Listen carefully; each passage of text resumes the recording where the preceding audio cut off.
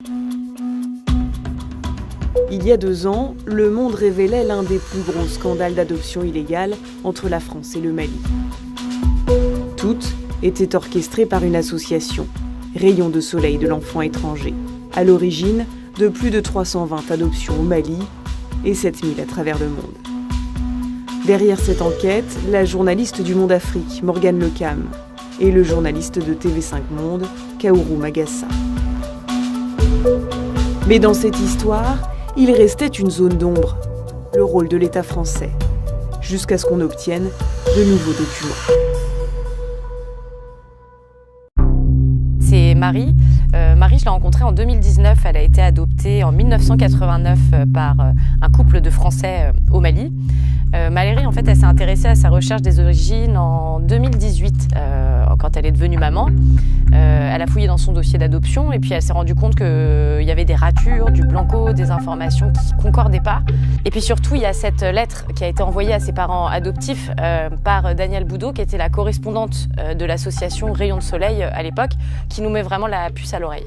Fatoumata, sa mère, est d'une extrême pauvreté et donne sa fille avec soulagement. Ayez la gentillesse de m'envoyer quelques photos de temps en temps. La mère fera mine de s'intéresser à sa fille encore quelques semaines et d'avoir quelques photos consacrera vraiment son consentement à l'adoption. Dans peu de temps, elle ne demandera plus rien. On finit par comprendre que la mère biologique de Marie avait jamais donné son consentement à l'adoption et surtout que Marie, elle n'était pas toute seule. Il y a des dizaines de personnes qui se sont fait connaître. Et on comprend que l'association a trompé les parents biologiques et adoptifs. Ils m'ont trahi, c'est une trahison. Ça fait tellement mal que je n'arrive plus à en parler. Ils m'ont amadoué, ils sont venus jusqu'à moi pour avoir mon enfant et en faire ce qu'ils voulaient. Ce sont des traîtres. Je vous dis qu'il n'y a jamais eu de recherche effrénée d'enfants dans Bamako, que ça venait tout seul et que ça n'a pas été des enfants enlevés aux familles. Il était dit aux familles que les enfants reviendraient une fois majeurs s'ils le voulaient et c'était tout ce qui était dit, pour moi, d'après ce que je comprenais de la traduction et de ce qu'on donnait à traduire. Il y a eu, il semblerait, tout un tas de problèmes d'adoption illégale qui ont été organisés par l'association Rayons de Soleil. Il y avait plein de journaux là-dessus, dont vous avez écrit, et c'était plein de mensonges de toute façon. Nous, on travaille avec les autorités maliennes, il n'y a jamais de problème avec nous. Alors écoutez, j'en ai marre de répondre à ça, je vous dis au revoir à bientôt. En juin 2020, 9 enfants adoptés, dont Marie, portent plainte pour escroquerie, recel d'escroquerie et abus de confiance. Ce qui se passe, c'est qu'en à peine 16 jours, le Quai d'Orsay classe l'affaire sans suite. Et nous, on trouve ça étrange parce que dans leur plainte, les avocats de l'Alliance des avocats pour les droits de l'homme ont bien insisté sur la responsabilité de l'État français dans l'affaire. Donc on trouve ça louche, d'autant plus que l'association, à chaque fois, elle nous renvoie vers le Quai d'Orsay. On se permet de vous appeler parce qu'on va publier dans les prochains jours une enquête sur Rayons de Soleil de l'Enfant Étranger et les adoptions illégales qui ont été organisées.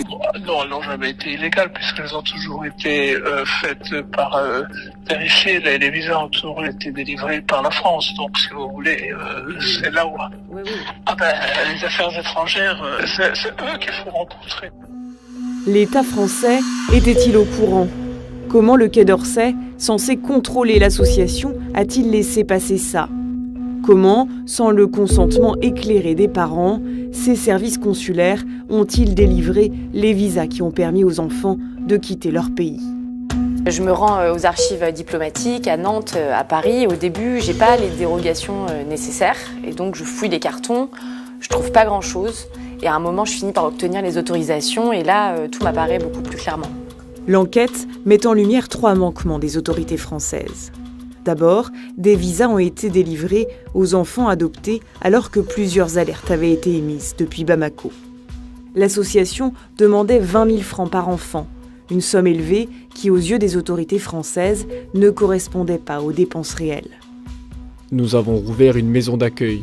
Suite à une dramatique rupture avec l'association Rayons de Soleil de l'Enfant Malien, l'antenne locale de l'association, qui détournait des fonds au détriment des enfants confiés. Ensuite, le manque de moyens mis à disposition de la mission d'adoption internationale. Les demandes des parents souhaitant adopter à l'étranger, environ 16 000 candidats par an, ne cessent de croître. En l'état actuel de ses moyens, la mission de l'adoption internationale ne peut que gérer l'urgence. Elle ne peut assurer convenablement le contrôle des œuvres, l'information sur les législations étrangères. Et enfin, le non-respect du droit local. Car au cœur du problème se trouve cet article du Code de la parenté malien. Ne peuvent faire l'objet de filiation adoptive que des enfants abandonnés, ou dont les parents sont inconnus, ou dont les pères et mères sont décédés sans laisser de parents susceptibles de les recueillir. Ce Code de la parenté, les autorités françaises en avaient connaissance. Veuillez trouver ci-joint en retour le Code de la parenté que vous aviez bien voulu me prêter. Je me félicite que les dossiers d'adoption qui soulevaient des difficultés aient pu être réglés de façon satisfaisante. Au niveau des responsabilités, pour vous, elles se situent où? S'il y a le terme adoption plénière et que l'adoption plénière n'existe pas dans le droit malien, voilà, effectivement, il y a un souci et clairement, l'État français est responsable. Enfin, la justice, et donc l'État qui garantit sa responsabilité est responsable. Le problème, c'est que l'État français a continué à valider ces adoptions pendant des années, voire des dizaines d'années. Alors la question, c'est pourquoi? Est-ce que c'était de la négligence ou est-ce que c'était pour satisfaire une demande des parents adoptifs qui était à l'époque en pleine croissance? Sans doute un peu des deux. En tout cas, le 8 novembre 2022, le gouvernement a annoncé le lancement d'une mission d'inspection sur les pratiques illicites de l'adoption internationale, lancement qui est intervenu juste après nos multiples demandes de confrontation avec le Quai d'Orsay. Alors on ne peut pas dire si c'est une coïncidence ou pas. En tout cas, on ne peut pas s'empêcher de se dire que l'État français savait pendant des années, mais qu'il a fermé les yeux. Contacté par Morgane Lecam et Kaoru Magassa, le Quai d'Orsay reconnaît qu'il y a eu des pratiques illicites au sein de l'organisation, mais qu'il considère désormais celle-ci comme un interlocuteur fiable dans la façon dont elle travaille aujourd'hui. L'association Rayons de Soleil de l'enfant étranger intervenait également en Centrafrique, à Madagascar, en Haïti, au Pérou et en Roumanie. Des cas d'adoption illégale y sont également suspectés. L'association a annoncé sur son site internet ne plus étudier de nouvelles candidatures à l'adoption internationale.